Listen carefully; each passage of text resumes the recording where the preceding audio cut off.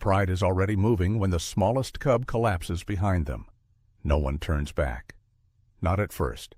Then a single lioness stops, her body caught between survival and something quieter, older than instinct. She turns, and in that moment, the rhythm of the savanna begins to change. The herd of shadows stretched long across the dry earth, each body moving in quiet agreement with the land beneath it. Dawn had already burned away the last softness of night, leaving the savanna exposed, raw, brittle, and waiting. Nothing lingered here without reason. The Keto pride moved as one, not fast, not slow, just steady. A rhythm shaped by hunger, by memory, by the silent understanding that stillness could cost more than effort ever would. Their paws pressed into cracked soil, lifting faint dust that hovered briefly before disappearing into the heat. At the center of that movement walked Sefu.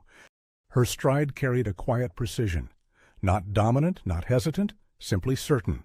The kind of certainty that came from surviving seasons that had taken more than they had given.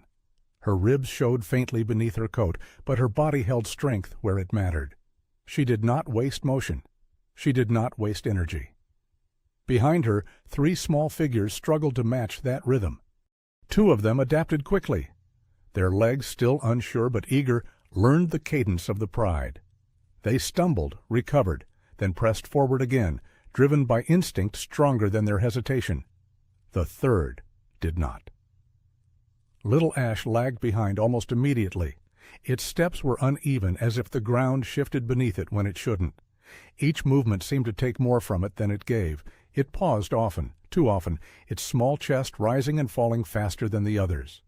The distance between them began as something small, a few steps, a brief hesitation. Then it widened. The pride did not slow. They could not. A dry wind moved across the grass, carrying with it a faint scent, old, distant, but unmistakable.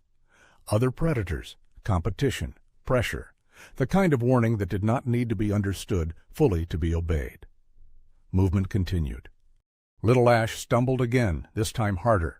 Its front legs buckled, and it sank into the dust, too tired to rise immediately. For a moment it remained still, as though the world might simply pass over it if it waited long enough. Ahead, the line of bodies did not break. Sefu kept walking, but something in her movement changed. It was subtle, so slight it might have gone unnoticed in any other moment. The angle of her head shifted. One ear turned back, catching a sound too soft for distance. Her pace shortened, not enough to disrupt the flow, but enough to mark hesitation. The pride moved on, unaware, or perhaps unwilling to acknowledge what trailed behind. Little Ash forced itself upright again. Its legs trembled beneath it, but it took a step, then another, each one smaller than the last. The ground stretched wider now, the space between it and the others no longer something it could easily close. Sefu slowed further. The lioness beside her passed without pause, brushing close enough that their shoulders nearly touched. There was no conflict, no warning, only continuation. The path ahead mattered more than anything behind. Still, Sefu did not match that pace again. She stopped, not abruptly, not dramatically, just stopped. The movement of the pride carried forward without her, the line bending slightly as others adjusted, flowing around the absence she created. Dust continued to rise, the wind continued to move, and behind her, Little Ash faltered once more, this time not rising immediately. The space between them was no longer small. Sefu stood at its edge, her body held in quiet tension. The world in front of her pressed forward. The world behind her waited without promise. For a long moment she did nothing. Then slowly she turned her head, not fully, not yet, just enough to see. The cub was still there, smaller now against the vastness, its shape almost swallowed by the color of the earth. Breathing, struggling, alone. The pride continued on. Sefu remained where she was, suspended between 2 directions that could not exist at once. And in that stillness, something shifted, not in the land, not in the air, but in the fragile balance that held the pride together. Behind her, the cub tried to stand again.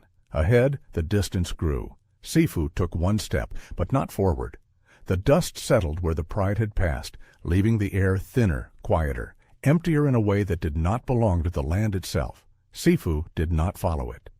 Instead, she moved against it. Each step she took back felt heavier than the last, not from distance, but from what it meant. The space she had left behind no longer belonged to the pride. It belonged to something uncertain, something slower, something that did not guarantee survival. Little Ash was still struggling where it had fallen. Its sides rose too quickly, too sharply. Its legs trembled beneath it as it tried again to stand, slipping slightly on the loose soil. The ground offered no forgiveness. There was no shade here, no shelter, only exposure. Sefu approached without urgency, but not without purpose. She lowered her head, her breath steady, and touched the cub gently along its side. Not a push, not a command, just contact. Firm, present, undeniable.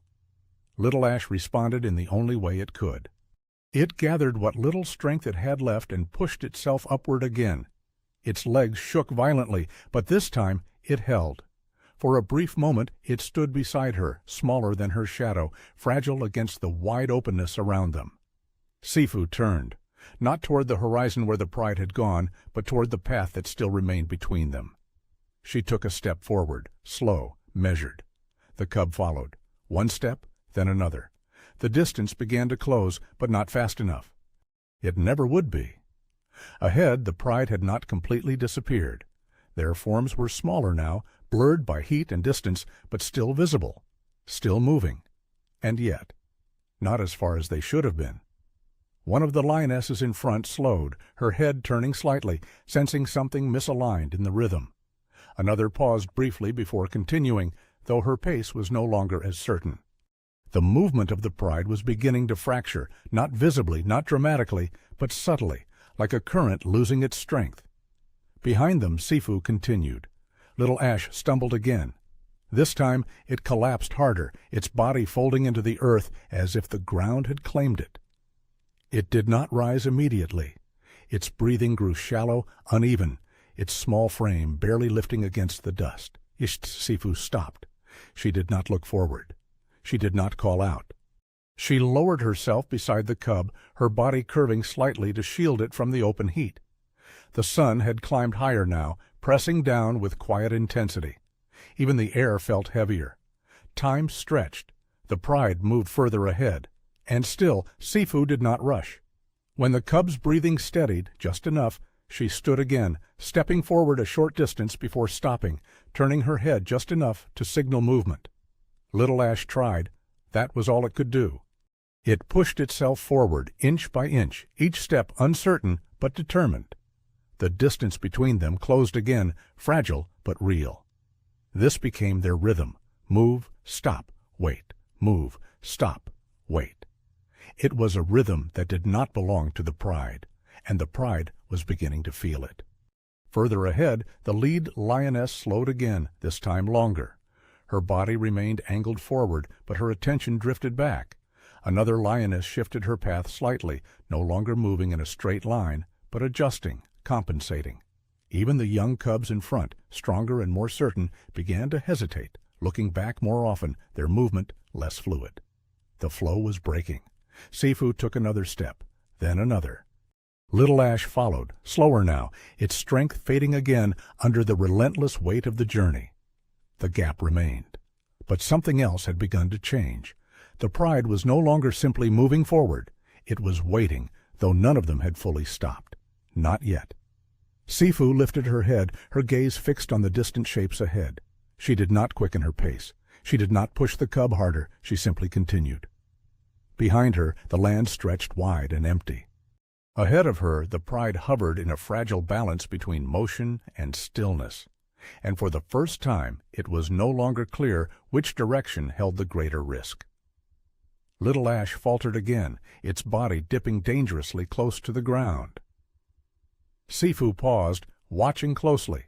Then she stepped forward once more, slower than before, not to catch up, but to ensure the cub could follow at all. Somewhere ahead, one of the lionesses came to a complete stop. The others began to notice. The distance between them had stopped growing, but it had not closed. And in that suspended space, the entire pride hovered, caught between the instinct to move and the growing weight of one lioness who refused to leave. Heat gathered without mercy. By midday the air no longer moved. It settled over the savanna like a held breath, pressing down on every living thing beneath it. Even the insects seemed quieter, their constant hum reduced to something faint and distant. The pride felt it. So did the cub. Little Ash's steps had grown shorter, not from hesitation now, but from exhaustion that had begun to take hold deeper than muscle. Its legs no longer trembled in bursts. They trembled constantly. Each attempt to keep moving looked less like effort and more like survival. Sefu watched closely. She did not rush ahead anymore. She no longer tried to match the pride's fading rhythm. Instead, she stayed just within reach of the cub, her movement shaped entirely by its limits. The distance between them and the others remained, stretched thin, fragile, uncertain. Ahead, the pride had slowed again, not as a decision, not as an act of compassion, but as a response to imbalance. The line that had once flowed with quiet certainty now wavered, bending in subtle ways as each member adjusted, recalculated, and moved again. One of the lionesses veered slightly to the side, her path no longer straight. Another paused longer than before, her body angled forward, but her attention drifting back. The younger cubs, still strong, began to break formation entirely, stepping out of line, circling, unsure of where to settle. The cohesion was weakening. Behind them, Sefu took another step. Little Ash followed. Then it faltered. Its front legs collapsed without warning, sending its body down into the dry grass with a dull, soft impact. This time, it did not attempt to rise immediately. Its breathing had changed, shallower now, uneven, as though each inhale required more effort than the last. Sefu stopped. The silence around them deepened. She lowered her head slowly, her nose brushing against the cub's shoulder. No force, no urgency, just presence. Little Ash responded with a faint movement, barely enough to shift its position. Its eyes remained open, but distant, unfocused. The sun pressed down harder. There was no shade. Sefu stepped forward just a short distance, then turned and waited. Nothing. The cub did not follow. For a long moment, the lioness remained still, her body poised between two instincts that no longer aligned. Then, without hesitation, she moved back again. Closer this time. She stood beside the cub, her body angled slightly outward, not toward the pride, but toward the open land around them. Her posture changed, subtle but unmistakable. She was no longer simply guiding. She was holding ground. Ahead, the pride noticed. One lioness, older and broader in frame, came to a full stop. Her head lifted, ears forward, gaze fixed on the distance behind. Another shifted her weight, her tail flicking slowly, uncertain. Even the movement of the younger cubs stilled, their energy fading into watchfulness. No one advanced, no one called out. The space between them became something tangible, thick, unmoving. Sefu did not move either. Little Ash stirred beneath her shadow, barely lifting its head before letting it fall again. Its strength was nearly gone. The wind returned then, just a whisper at first, brushing against the dry grass, carrying with it something sharper than heat. A scent, faint but familiar, not immediate danger, but not distant enough to ignore. The lionesses at the front reacted first. Their bodies tightened, muscles coiling beneath skin that had learned to read the land long before sight confirmed it. One took a cautious step forward, testing the air. Another angled her body, scanning the horizon. Time was narrowing. The pride needed to move. Sefu remained where she was. The cub could not rise. The balance shifted again. Then, slowly, deliberately, Sefu stepped forward, placing herself directly between the cub and the direction the pride needed to take. Not as a threat, not as defiance, but as a boundary. She stood there, unmoving, her gaze steady, her body aligned with something deeper than instinct alone. The pride did not advance. For the first time since the journey began, their movement was no longer simply slowed. It was stopped. The air held still again. The distance between them no longer stretched or closed. It simply existed. And within that stillness, the weight of the pride, of hunger, of survival, of time, pressed against a single unyielding decision. Behind Sefu, Little Ash did not move. Ahead, the path forward waited, but neither side gave way. Darkness did not fall all at once. It gathered. The heat loosened its grip as the sun slipped lower, but it left behind a tension that did not fade with the light. The sky dimmed into muted shades of amber and ash, and with it the savanna changed character. What had been exposed in daylight now became uncertain, shaped more by sound than sight. The pride felt it before it fully arrived. Ears shifted, bodies lowered, movement became quieter, more deliberate. Night demanded a different kind of awareness. Sefu remained where she had chosen to stand. Little Ash lay behind her, barely moving now, its breathing shallow but steady enough to hold. The cub had not followed again. It could not. The distance it had once struggled to close no longer mattered. What mattered was time, and time here did not wait. A low sound drifted across the land, distant, stretched thin by space but unmistakable, not loud, not urgent, but enough. Hyenas. The response within the pride was immediate, though restrained. Muscles tightened, heads lifted in unison. One of the lionesses took a step forward, slow but decisive, her body angled toward the direction of safety, toward movement, toward distance. Another followed. The line was reforming, not fully, not yet. But the instinct to continue had returned, stronger now, sharpened by the coming dark. Sefu did not join them. She turned her head slightly, listening. The sound came again, closer this time, carried in fragments by the shifting air. Not a direct threat, not yet, but the kind that grew stronger if given time. Her body tensed. Then, for the first time since the cub had begun to falter, she moved away from it. Only a short distance, just enough to scan the ground ahead, her head low, her senses stretched outward. She stepped carefully, tracing the faint lines in the soil, tracks layered over tracks, some old, some fresh, none fully clear. Behind her, the cub remained still. Too still. Sefu turned back. The space where Little Ash had been was no longer the same. The outline was broken, the shape incomplete. For a fraction of a moment, nothing moved. Then Sefu crossed the distance in a single controlled motion, lowering her head sharply, searching. The cub was not gone, but it had shifted, dragged itself only a few feet, perhaps less, toward the shallow dip in the land nearby. A dry channel carved long ago by water that had not returned this season. Its edges were uneven, the ground softer, the footing unstable. Little Ash had slid into it. Not far, but enough. Its body lay partially obscured by the broken edge, one side pressed awkwardly against exposed roots. It tried to lift itself again, but the effort failed. Its legs slipped, unable to find support. Sefu stepped down toward it, careful but urgent now in a way she had not been before.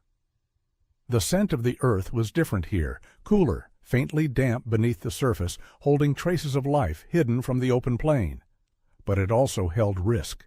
A confined space, limited visibility.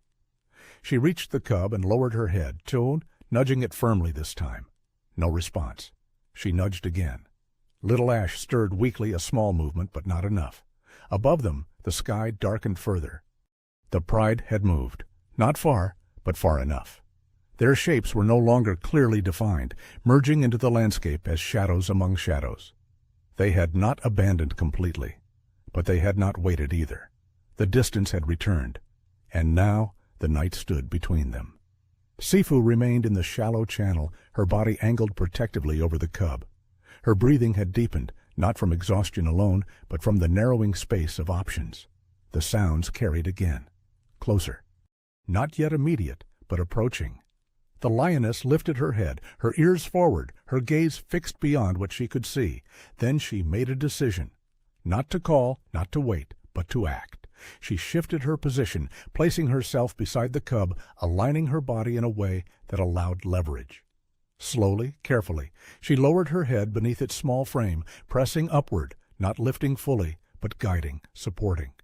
Little Ash responded faintly, its body adjusting just enough to move with the motion. It was not enough to carry, not yet, but it was a beginning.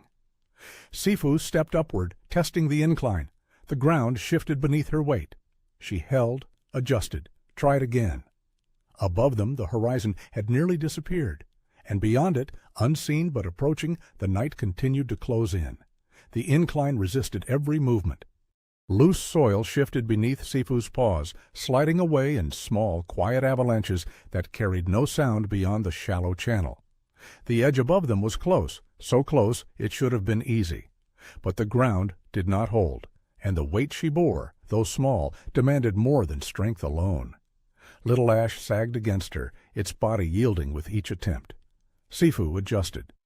She lowered herself again, pressing her shoulder beneath the cub, angling her body, not upward this time, but sideways, seeking stability where the direct path had failed. Her movements slowed further, each step deliberate, tested before weight was given. The cub shifted faintly, its breath uneven against her fur. Above, the open land stretched in pale darkness. The shapes of the pride were no longer visible in detail, only faint outlines against the dim horizon, still enough to suggest presence, still enough to remind her of distance. They had not come back, but they had not disappeared either. Sefu moved again. This time the ground held, only slightly, only long enough. She pushed upward, lifting the cub just enough to gain height, then paused, her muscles tightening to hold position. The edge was within reach now, roots exposed, twisted through the soil like anchors. She stepped forward. The cub slipped. Not far, but enough to break the fragile balance she had found. Sefu froze, her body locking into stillness, absorbing the shift before it could become a fall. For a moment, everything stopped. Movement, breath, even the faint stirring of wind above. Then, slowly, she lowered again. Reset, tried once more. Time stretched in fragments, effort without sound, motion without certainty. At last the cub reached the edge, not fully. One leg found purchase, then another. The rest followed unevenly, dragged more than lifted. Sefu remained close, guiding, pressing, never forcing beyond what the cub could sustain. They emerged together. The open ground above felt wider now, more exposed than before. The night had thinned slightly, the earliest trace of dawn beginning to soften the darkness at the far edge of the sky.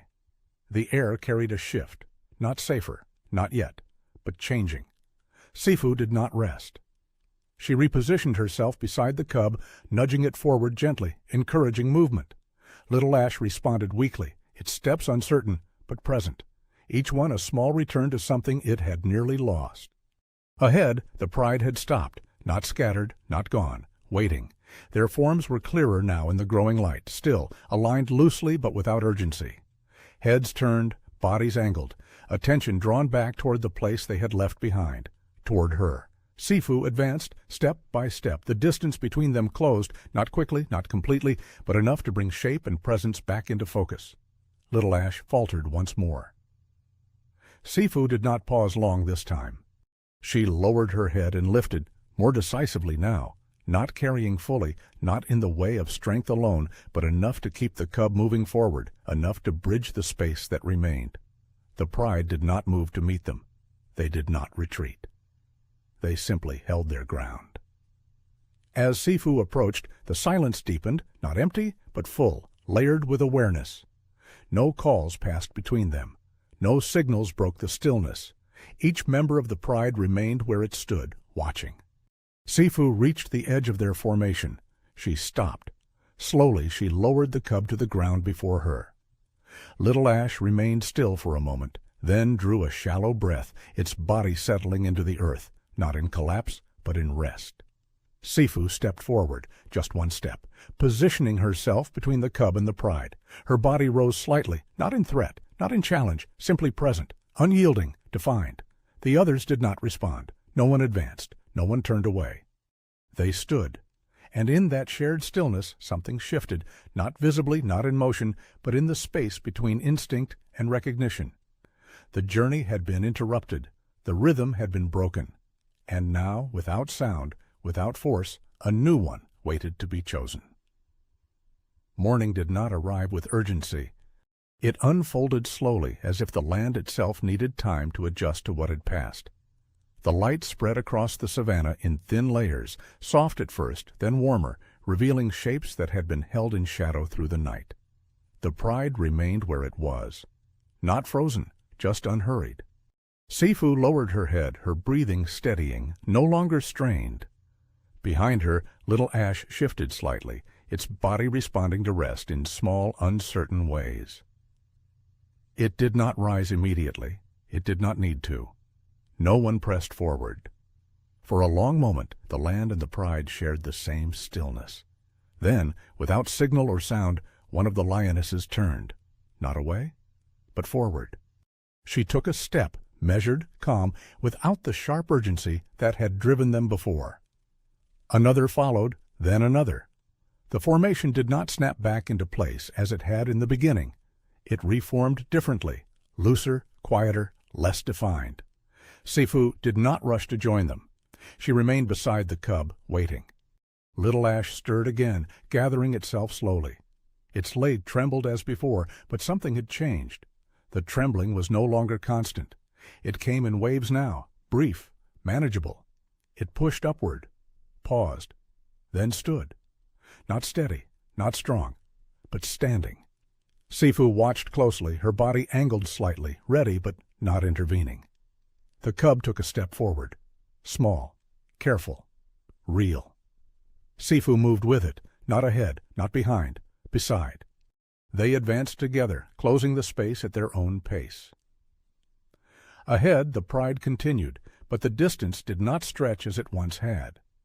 When the gap began to widen, the movement slowed, subtly, almost imperceptibly, but enough. The rhythm had changed. It no longer demanded perfection. It allowed for difference. The savanna stretched wide before them once more, but it did not feel as empty as it had at dawn. The wind carried less heat now, brushing across the grass in low, steady currents. The horizon remained distant, but it no longer pulled with the same force. Step by step the pride moved forward, and within it something quieter endured. Little Ash faltered again, but did not fall. It paused, steadied itself, then continued. Sefu did not stop. She adjusted. That was enough. Time passed. The sun climbed. The distance between them and what lay ahead became just another part of the land, no longer something to outrun, but something to move through. And the pride moved with it. Not as it had before, but as it needed to now. There are places in the wild where strength is measured in speed, in power, in the ability to leave weakness behind. But there are moments, rare, quiet moments, where something else takes hold. Not louder, not stronger, just enduring. What would you have done standing at that edge? Move forward or turn back? If this story stayed with you, share your thoughts below. And if you'd like to follow more journeys like this, quiet, real, and deeply human in their meaning, consider subscribing to the channel. If this story stayed with you, share your thoughts below and subscribe to Lion's Quiet Stories for more meaningful journeys like this.